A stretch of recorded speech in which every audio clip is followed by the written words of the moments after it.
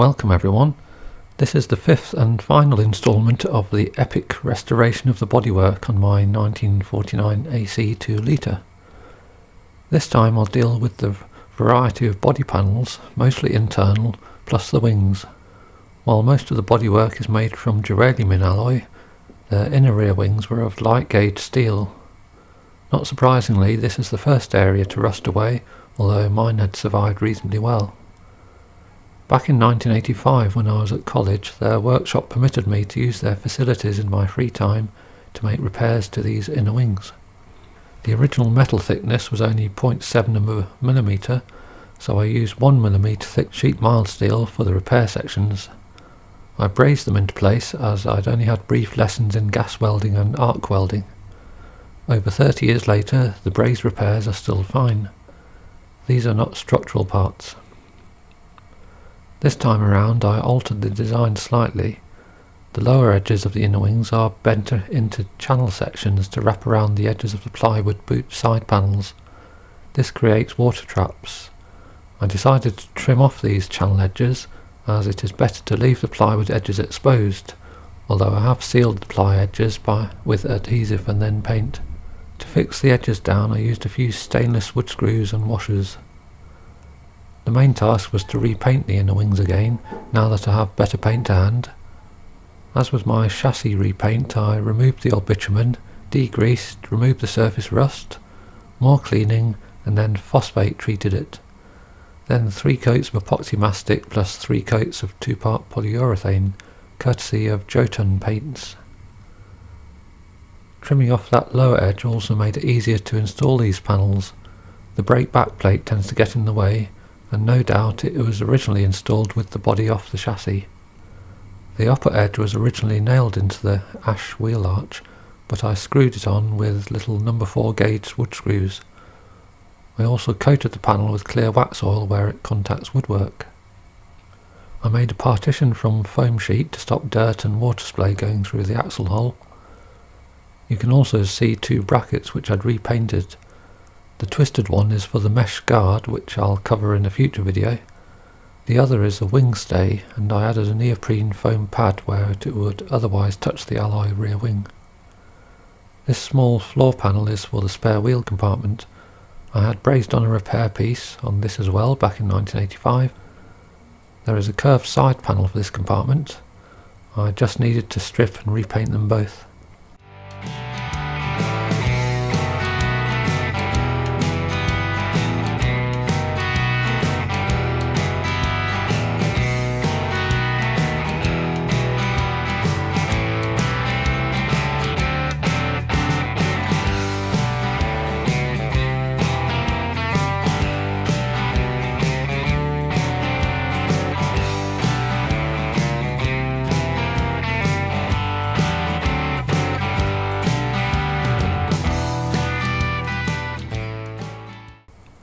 There are aluminium covers for the access holes for the rear spring bolts, fitted to the inner wings and also inside the spare wheel locker. The boot floor is plywood, but was not of the same high quality as the ply used in the car's body frame. It was going soft at the edges, so I made a new one from 9.5 mm or 3/8 of an inch thick 7-ply birch plywood with exterior grade adhesive. Like almost everything on the AC, the original was coated with bitumen, which is bad practice on wood because it does not allow it to breathe. I painted the new one with aluminium based primer and 1-part polyurethane purchased from a marine supplier. I reused the original Hessian padding that goes between the boot floor and the panel edge underneath.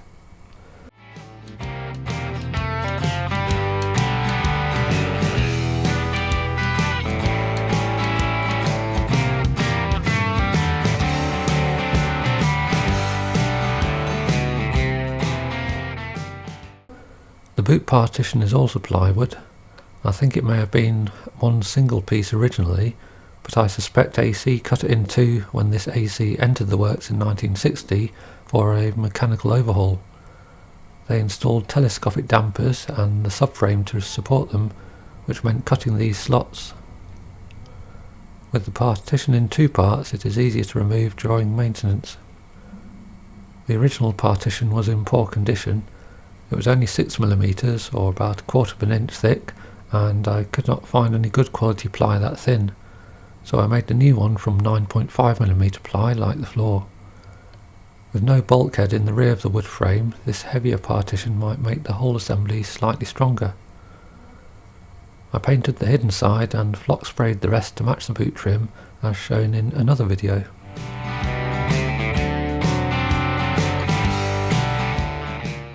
These are the access hole covers. The light grey paint is etch primer.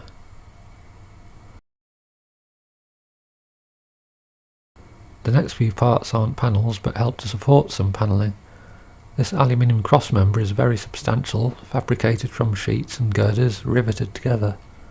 These extra pieces are riveted over the steel mounting bracket, so I replaced the rivets with stainless machine screws. Incidentally, most of the small machine screws and nuts found all over the AC are American National Course or ANC screws size 1024, equivalent to UNC today. They could easily be mistaken for 3/16 Whitworth, but the nuts require a 3/8 inch AF spanner. Even the self-tapping screws all over the AC are American. They are round head slotted screws, which are not made in the UK or Europe to my knowledge. I suspect these fasteners were left over from wartime contracts when AC made aircraft parts and other military equipment. I cleaned up the aluminium and left it unpainted. This crossmember supports part of the floor plus the rear seat. Under the rear seat is this aluminium panel which I cleaned up.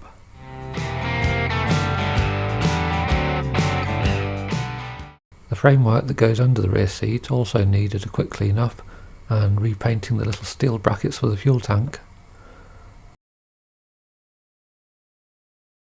I strengthened the fixings where it screws down onto the ash sill boards, because this frame will be taking some seatbelt anchor points as shown in another video.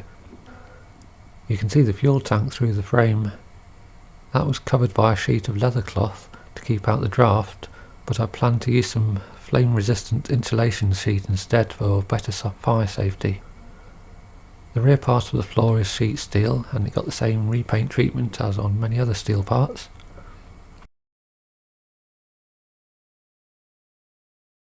The other 4 panels for the floor are plywood. I sanded down the bitumen coating and painted them. The slight problem with this panel around the pedals is that there were gaps around and under the edges where it should be close against the aluminium bulkhead. This allowed hot air to flow in and roast my feet on a warm day. I fixed some extra pieces of ply to largely resolve that and will later make sure the joins are sealed with suitable material. I suspect that the original trim was discarded during repairs. Here are the front seat fixings. These are the support strips that bolt to the chassis and the floor panels screw down onto them.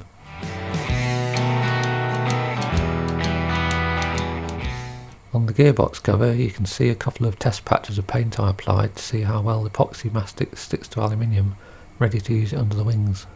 I left it for 9 months before trying to scratch it off with a screwdriver. Here is part of the transmission tunnel made of steel.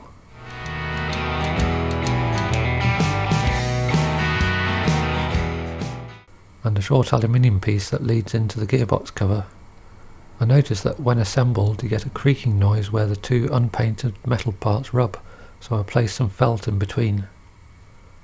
The bulkhead or firewall is partly integral with the wood frame made of plywood and partly this separate aluminium fabrication. One problem is that the battery sits upon it. Although there is a lead tray to protect it from acid splashes, the tray is not large enough. As you can see, there is plenty of damage. The worst of it is hidden from view, so I made some simple screwed on repairs. Later on I placed some absorbent mats to prevent further damage. I cleaned and polished the metal and cut away some damaged insulation.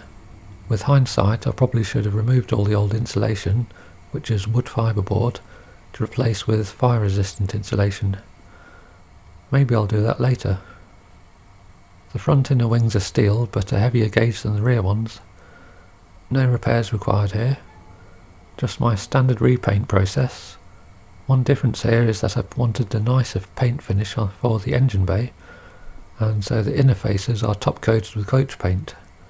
This was also useful practice for coach painting, ready for doing the external bodywork later.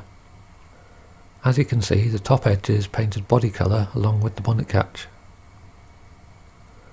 There used to be solid rubber strips under these panels to seal against the chassis, but they were too solid to seal over uneven areas, so I used some self-adhesive strips of closed cell foam neoprene. The radiator cowl is made from brass and was made by the same company that manufactured the Radiator, Marston Excelsior Limited, although the first 10 or so ACs built in 1947 had aluminium cowls. Paint does not stick well, so it's easy to strip the panel both sides. You can see where the mascot is bolted on with a reinforcement strip underneath. You can also see the remains of the aircraft style anchor nuts for the grille. These have 4PA threads. I got some new ones from LAS Aero. To get paint to stick, you need etch primer of a type suitable for brass, as it needs to bite into the metal surface. That just leaves the wings. The cellulose paint dissolves easily in paint stripper. The red lead primer is reluctant to come off completely, although rubbing it with kitchen paper helps. POR 15 cleaner degreaser removes the last traces easily. The underside of the wings were coated with, yes, more bitumen. It scrapes off the alloy quite easily. Having experimented with the epoxy mastic paint on aluminium successfully, I applied 3 coats followed by 3 coats of the 2-part polyurethane. The front wings are huge, so this is not a quick task. Before painting, there were a few small repairs to do. On the front left wing, the coach bolt for the wingstay bracket had corroded through the alloy panel. It's definitely a good idea to have rubber sheet between the two metals at these mounting points. The wings had cracked where the bumper brackets press against them, so I made reinforcement plates stuck on with a suitable epoxy adhesive. There was also this small crack at the top of the right hand front wing near this bolt hole. Note the tiny rivet hole. This is to hold the top end of the PVC wing piping. I've seen a few ACs with this piping sticking up, as it was not held in place. I glued this patch over the crack and the bolt hole. For good measure, I made these big washers from some heavy gauge aluminium sheet. Hopefully that will prevent cracks around the other bolt holes. I used to sit on the front wing with my legs in the engine bay, which is a comfy way of working on the engine. The wings are made from a heavier gauge alloy than the rest of the body, at 1.6mm or about a 1/16 of an inch thick. All 4 wings seem to have been through the car part wars. The left rear wing looked as though the corner of someone's bumper had scraped all the way along it. The front of this wing was dented too. Both front wings had dents. The left one had been distorted by pushing the front part rearwards, bowing out the wheel arch. All this is now straightened out using metal hammers and pieces of wood behind the panel. The slight shortcoming of the rear wings is that the top edge tends to have slight gaps above it that act as mud traps. I stuck more of that self-adhesive foam neoprene to the edge. Another shortcoming of all 4 wings is the beading around the lower edges. A thick steel rod is inside with the panel edges wrapped over it. For some years I had to store the front wings in my back garden, and every 2 years I cleaned them and ran some engine oil into the beading. After repainting the undersides, I've packed some wax oil into the beading. The joins between the wings and the main body are concealed by PVC wing piping, as found on many old cars. One problem with the old PVC is that it shrinks when exposed to sunlight. AC originally painted over them, and some restorers also do this. I'd left them unpainted when I ran my AC in the 1980s. When I tried to reinstall them in 2018, I found that the rear wing piping, which is the longer section, had shrunk in length by over an inch. The longer of the 2 sections for each front wing had also got about an inch shorter. Fortunately, each of them was folded under the bodywork at one end, and so I straightened them out and made a new short fold at the end. I did try and find new piping, but as so often happens, new materials never quite match AC's originals. The quality of AC's trim was always very high. The front piping has a length of wooden cane inside. As mentioned earlier, it should be riveted near the top of the front wing, and then the lower end folds under the radiator cowl. The short section here still seemed long enough. The rear wing piping folds under at the rear end. Its front end has some cuts, or darts as dressmakers would say, to allow it to follow the curves. The front wings have quick release panels at their rear ends, each held by coach bolts and wing nuts. These form a trap for mud and water, and the pairs of plywood sections were the first parts to rot away. Although they are better protected now, I decided to make aluminium sheets to bolt in onto the inner side with a foam neoprene seal. There was one final task which looked trivial, but became one of those frustrating challenges. I hope you appreciate the lack of expletives here. I'm referring to the sheet rubber pads that protect the rear wings from stones tossed up by the front wheels. These extend into the join between the wing and the main body. The outer edge is secured with this hollow trim piece that is filled with solder.